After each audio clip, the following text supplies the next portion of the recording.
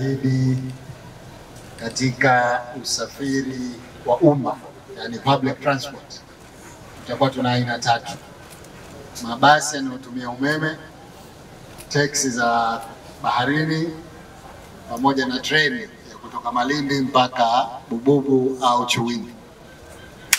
Sasa ndugu zetu hawa, watani zetu, wanabeza mambo haya, lakini leo tumefika kwenye hii inaitwa Garden ya Africa House. Tumempa mwekezaji, amepatengeneza, pamekuwa pazuri, watu wanaweza kukaa hapa, lakini vile vile kuna jeti inakuja. Hiyo jeti si ya kutengeneza hapa, inatengenezwa huko. Ikifika hapa inafungwa. Ikishafungwa hapa, hizi teksi mlizoziona, boti hizo, zitaanza kufanya safari.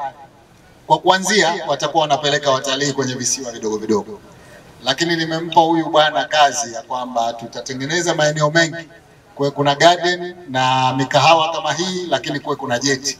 Kwa hiyo katika nchi yetu itakuwa, ukiwa mathalan huko Mazizini, unaweza ukatoka Mazizini mpaka hapa kwa boti, una haja kuja na gari. Lakini baada ya hapa, utatoka hapa utakwenda mpaka pale Mpiga Duri pale panajengwa sasa hivi kama mnavyoona. Pale nako patakuwa pana jeti. Kutoka pale tunaziendeleza, kisiwa kizima kitazungukwa na jeti hizi ili watu waweze kutumia usafiri wa kwenye maji. Lakini walibeza wakasema mabasi pia hawajaona ya umeme. Juzi tumetia saini mkataba wa watu kuleta mabasi ya umeme hapa Zanzibar. Ndani ya siku 45 yatakuwa hapa. Kitakachokuwa kimebaki ni treni tu, na kwa taarifa yao, mazungumzo ya kununua treni tayari yameanza. Ndani ya muda mfupi wataiona, maana treni tunaozungumzia sio ile treni wanaojua yao lazima uweke mataruma. Hiyo haina mataruma.